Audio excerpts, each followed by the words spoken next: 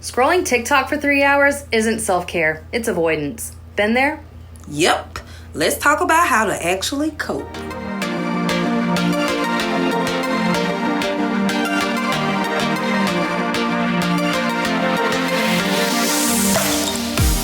Welcome to Reaching Out with Reach podcast, where we dive into the heart of prevention, recovery, and resilience. I'm Santana. And I'm Wendy. Together, we're here to explore the stories, strategies, and insights that empower individuals and communities to make informed choices. In these episodes, we'll bring you discussions and topics surrounding community, prevention, mental health, and recovery. So whether you're a professional in the field, someone on a personal journey, or simply curious, we're glad you're here. Let's reach out, learn, and grow together.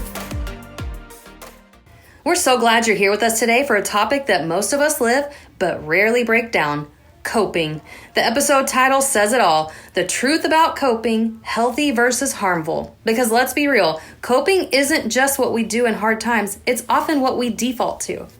And today, we're going to look at those defaults, where they come from, what's helpful, what's harmful, and how to build a better toolbox. So let's start here. Coping is how we deal with stress, pain, overwhelm, or uncertainty. It's not good or bad by itself, it's just how we use it. Exactly. Coping can be intentional and healing, like journaling, walking, or talking to someone. Or it can be numbing and destructive, like binge drinking, mindless strolling, and shutting people out. And sometimes we're not even aware we're coping, like eating snacks that we don't taste, or binge watching shows just to shut off our brain. Guilty of that one. Ooh. So step one is awareness. What do you reach for when things feel hard? Okay, vulnerability time. For a long time, I coped with anxiety by isolating. I used to think that pulling away meant that I was protecting people from my bad mood, but I was actually just avoiding the connection and missing out on support. Oh, We were just talking about that. Yeah, I had a friend that dealt with that just like that, and it was hard. It was kind of hard on our friendship because, you know, for one, I didn't really understand like what was going on. And when I reached out to try to, offer support because I felt like something was different, just to be there as a friend, she wasn't really open to discussing that or talking about it. But later, she found a way to kind of get therapy to cope with it. And then we were able to kind of go back and discuss the avoidance, the isolation deal. But wow, that's deep. So Santana, what do you usually reach for when you're feeling hard? I am a person that likes to be creative. I like to use that as my outlet in ways to kind of deal and cope. I like to do a lot of things like kind of step away, listen to music, do some kind of arts, craft things, because it's kind of like a reset for me. Okay, bragging about the positive coping mechanisms. I mean, that's all I know. I am not big on really shutting down. I don't know how I've avoided being a person like that. Even when times are hard for me, I try not to push what I have going on off on somebody. Maybe art has been the thing that helped me to find a way to deal with it like that. I do like to kind of get to myself, but I'm not really just a shut completely down, isolated type of person, but sometimes just stepping away. And then maybe because I have kids and I got, they don't really care about what you have going on. They're like, girl, I need you. You don't even get private moments to yourself, So okay, yeah. I get that. Yeah. So, and I mean, I don't know, my friend, she didn't have kids, so maybe that's why it was easier to deal with that, part. And I mean, when she was around with my kids, she was, relatable and but you could always tell it's a difference. So maybe it's just where we are in life and what we're dealing with that kind of makes us determine the type of avoidance or things that we do. That's true. So I think that many of us have learned that numbing is safer than feeling. But the truth is emotions need motion. If we don't process them, they'll just pile up. Oh, that's deep. Okay, let's break it down. Here's a list of healthy coping tools. Healthy, all right? One, deep breathing.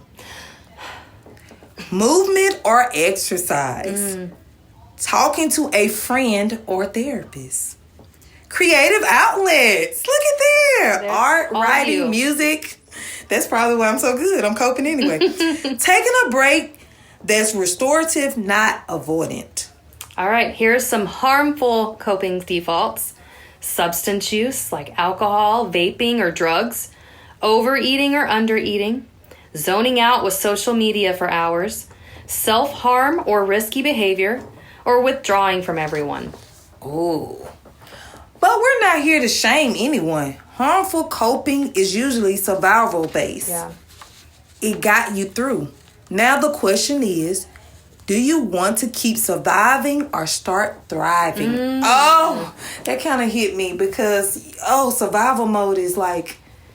It's sometimes default for me, right? Yeah, like it's really something to think about because even diving into the conversation, it makes you be reflective and to really think about times that you default to survival mode. And I just need to get through this moment. But when you're in survival, you miss out on so much.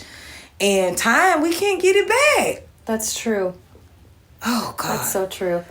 So here's a tool that we love, creating a coping menu. So write down these 3 categories. The first one is 5-minute helpers. These are for quick resets. The next one is 30-minute recharge. This is for deeper care. And then the last one is emergency lifelines, like calling a friend or a therapist. Then fill each category with go-to tools you can use. That way, when the stress hits, you're not scrambling. You already have options. That's right. It's like having emotional DoorDash. You don't have to figure out what you want while you're overwhelmed. You can just look from the list. Ooh. Take a breath with us right here, right now.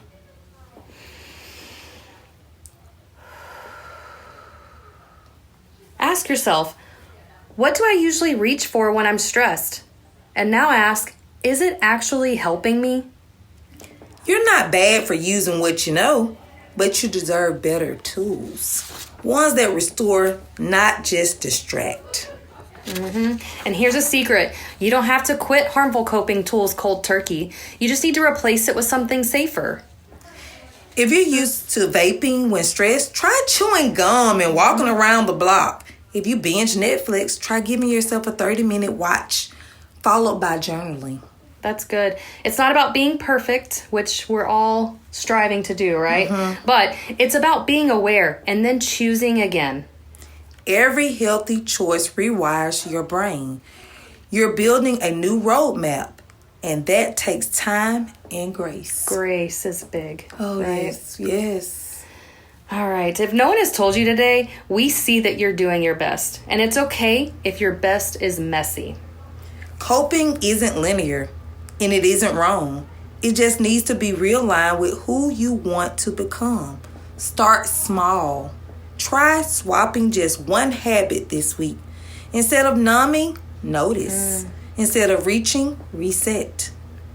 You're allowed to have hard days, but let's just stop letting them have us. Thanks for joining us. If you found this helpful, share it with a friend who needs some extra encouragement today. That's a wrap for today's episode of the Reaching Out with Reach podcast. We hope our discussion offered valuable insights and inspiration. Remember, change begins with awareness and action. If you found today's conversation meaningful, please share it with others who might benefit. Don't forget to subscribe to our podcast on your favorite platform so you never miss an episode. And if you have topics you'd like us to cover or stories to share, find us on social media at Reach Counsel on Facebook or Reach_Counsel on Instagram to let us know. Until next time, choose healthy, choose happy, and keep reaching out.